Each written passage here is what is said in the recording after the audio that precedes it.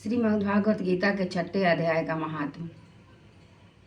श्री भगवान कहते हैं, सुमुखी, अब मैं 6ठे अध्याय का महात्म बतलाता हूँ, जिसे सुनने वाले मनुष्यों के लिए मुक्ति करता लगत हो जाती है। गोदावरी नदी के तट पर प्रतिष्ठानपुर नामक एक विशाल नगर है, जहाँ मैं पिपलेश के नाम से विख्यात होकर रहता हूँ। उस नगर में जानश्रुति नामक एक राजा थे, जो भूमंडल की प्रजा को अत्यंत प्रिय थे। उनका प्रताप मार्तंड मंडल के प्रचंड तेज के समान जान पड़ता था। प्रतिदिन होने वाले उनके यज्ञ के धुएं से नंदन वन के कल्प वृक्ष इस प्रकार काले पड़ गए थे, मानो राजा की असाधारण दानशीलता देखकर वे लज्जित हो गए हैं। उनके यज्ञ में प्राप्त पुरोडास के रसास्वाद में सदा आसक्त होने के कारण देवता लोग कभी प्रतिष्ठानपुर को छोड़कर बाहर नहीं जाते थे। उनके दान के समय छोड़े हुए जल की धारा प्रताप पूरी तेज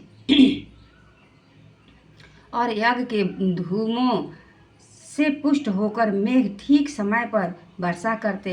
उस राजा के शासन काल में इतियों खेती की में होने वाले 6 प्रकार के उपद्रवों के लिए कहीं थोड़ा भी स्थान नहीं मिलता था और अच्छी नीतियों का सर्वत्र प्रसार होता था। वे बावली, कुएं और पोखरे खुदवाने के बहाने मानो प्रतिदिन पृथ्वी के भीतर की निधियों का अवलोकन करते थे। एक समय राजा के दान, तप, यज्ञ और प्रजा पालन से संतुष्ट होकर स्वर्ग के देवता उन्हें वर देने के लिए आए। वे कमल नाल के समान उज्ज्वल हंसों का रूप धारण कर अपनी पांखें हिलाते हुए आकाश मार्ग से चलने लगे। बड़ी उतावली के साथ उड़ते हुए वे सभी हंस परस्पर बातचीत भी करते जाते थे। उनमें से भद्राश्र आदि 2-3 हंस वेग से उड़कर आगे निकल गए। तब पीछे वाले हंसों ने आगे जाने वालों को संबोधित करके कहा, अरे भाई भद्राश्र, तुम लोग वेग से चलकर आगे क्यों हो गए? यह मार्ग बड़ा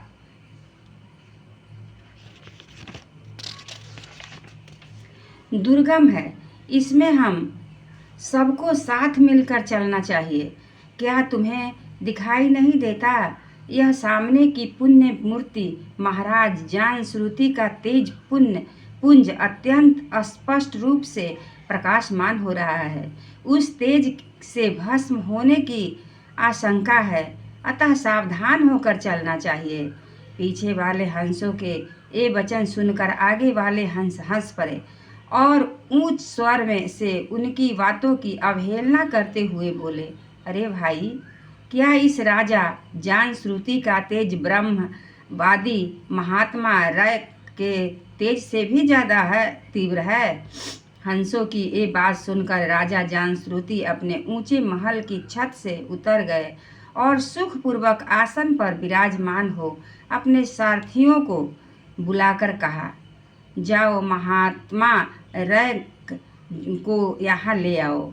राजा का यह अमृत के समान वचन सुनकर मह नामक सारथी प्रसन्नता प्रकट करता हुआ नगर से बाहर निकला। सबसे पहले उसने मुक्तिदायिनी काशीपुरी की यात्रा की, जहाँ जगत के स्वामी भगवान विश्वनाथ मनुष्यों को उपदेश दिया करते थे। उसके बाद वह गया क्षेत्र में पहुँचा, जहाँ प्रफुल्ल नेत्रों वाले भगवान गदाधर संपूर्ण लोकों का उद्धार करने के लिए निवास करते हैं। तदनंतर नाना तीर्थों से भ्रमण करता हुआ सारथी पाप नाशनी मथुरापुरी में गया। यह भगवान श्री कृष्ण का आदि स्थान है, जो परम महान एवं मोक्ष प्रदान करने वाला है। वेद और शास्त्रों में वह तीर्थ त्रिभुवनपति भगवान गोविंद के अवतार स्थान के नाम से प्रसिद्ध है। नाना देवता और महर्षि ब्रह्मर्षि उसका सेवन करते हैं। मथुरा नगर कालिंदी के किनारे शोभा पाता है। उसकी आकृति अर्धचंद्र के समान प्रतीत होती है। वह सब तीर्थों के निवास से परिपूर्ण है। परम आनंद प्रदान करने के कारण सुंदर प्रतीत होता है।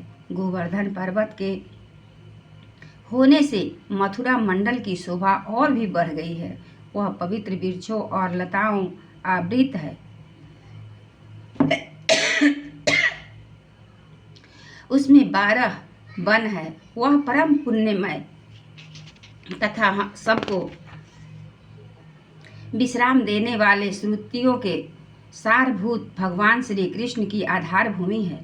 तत्पश्चात मथुरा से पश्चिम और उत्तर दिशा की ओर बहुत दूर जाने पर सारथी को काश्मीर नामक नगर दिखाई दिया, जहाँ शंख के समान उज्जवल गगनचुंबी महलों की पंक्तियां भगवान शंकर के अट्टहास की भांति शोभा पाती है, जहाँ ब्राह्मणों के शास्त्रीय आलाप सुनकर मूक मनुष्य भी सुंदर वाणी और पदों का उच्चारण करने लगते हैं, देवताओं के समान हो जाते हैं, जहाँ निरंतर होने वाले यज्ञ धूम से पर्याप्त होने के कारण आकाश मंडल मेघों के धुलते रहने पर भी अपनी कालिमा नहीं छोड़ता, जहाँ उपाध्याय के पास आकर छात्र जन्मकालीन अभ्यास से ही संपूर्ण कलाएं स्वतः पढ़ लेते हैं, तथा जहाँ मानिकेश्वर नाम से प्रसिद्ध भगवान चंद्रशेखर देहधारियों को वरदान देने के लिए नित्य निवास करते हैं। कश्मीर के राजा मणिक के सने दिग्विजय में समस्त राजाओं को जीतकर भगवान शिव का पूजन किया था।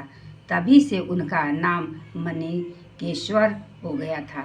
उन्हीं के मंदिर में दरवाजे पर महात्मा रैक एक छोटी सी गाड़ी पर बैठे अपने अंगों को खुजलाते हुए वृक्ष की छाया का सेवन कर रहे थे। इसी अवस्था में सारथी ने उन्हें देखा। राजा के बताए हुए भिन्न भिन्न चिन्हों से उसने शीघ्र ही रैक को पहचान लिया और उनके चरणों में प्रणाम करके कहा, ब्राह्मण, आप किस स्थान पर रहते हैं? आपका पूरा नाम क्या है? आप तो सदा स्वच्छंद विचरण करने वाले हैं, फिर यहाँ किस लिए ठहरे हैं? इस समय आपका क्या करने का विचार है?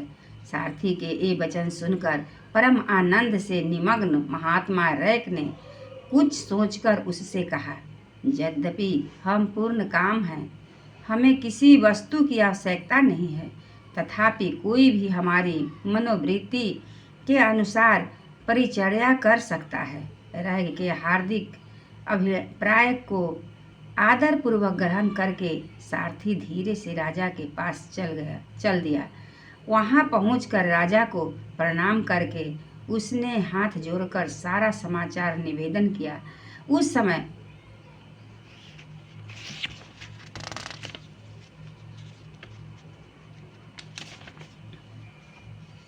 स्वामी के दर्शन से उसके मन में बड़ी प्रसन्नता थी। सारथी के वचन सुनकर राजा के नेत्र आश्चर्यचकित हो उठे। उनके हृदय में रैक का सत्कार करने की श्रद्धा जागृत हुई। उन्होंने 2 खच्चड़ियों से जुती हुई एक गाड़ी लेकर यात्रा की, साथ ही मोती के हार, अच्छे अच्छे वस्त्र और 1 सहस्त्र गौएं भी ले ली। कश्मीर मंडल में महात्मा रैक जहाँ रहते थे, उस स्थान पर पहुंचकर राजा ने सारी वस्तुएं उनके आगे निवेदन कर दी और पृथ्वी पर पड़कर साष्टांग प्रणाम किया। महात्मा रैक अत्यंत भक्ति के साथ चरणों में पड़े हुए राजा जान श्रुति पर कुपित हो उठे और बोले, रे शूद्र, तू दुष्ट राजा है, क्या तू मेरा वृत्तांत नहीं जानता? यह खच्चड़ियों से जुती हुई अपनी ऊंची गाड़ी ले जा। ये वस्त्र, ये मोतियों के हार और ये दूध देने वाली गौएं भी स्वयं ही ले जा। इस तरह आज्ञा देकर रैक ने राजा के मन में भय उत्पन्न कर दिया। तब राजा ने साप के भय से महात्मा रैक के चरणों में पड़े चरण पकड़ लिए और भक्ति पूर्वक कहा, ब्राह्मण, मुझ पर प्रसन्न होइए। भगवान, आप में यह अद्भुत महात्म्य कैसे आया? प्रसन्न होकर मुझे ठीक ठीक बतलाइए। रैक ने कहा, राजन, मैं प्रतिदिन गीता के 6ठे अध्याय का जप करता हूँ। इसी से मेरी तेज राशि देवताओं के लिए भी दुस्सह है। तदनंतर परम बुद्धिमान राजा जानश्रुति ने यत्न पूर्वक महात्मा रैक से गीता के 6ठे अध्याय का अभ्यास किया। इससे उन्हें मोक्ष की प्राप्ति हुई। इधर रैक भी भगवान माणिकेश्वर के समीप मोक्षदायक गीता के 6ठे अध्याय का जप करते हुए सुख से रहने लगे। हंस का रूप धारण करके वरदान देने के लिए आए हुए देवता भी विस्मय होकर स्वेच्छा अनुसार चले गए। जो मनुष्य सदा इस एक ही अध्याय का जप करता है, वह भी भगवान विष्णु के ही स्वरूप को प्राप्त होता है। इसमें तनिक भी संदेह नहीं है। एक बार बोलिए श्री कृष्ण भगवान की जय।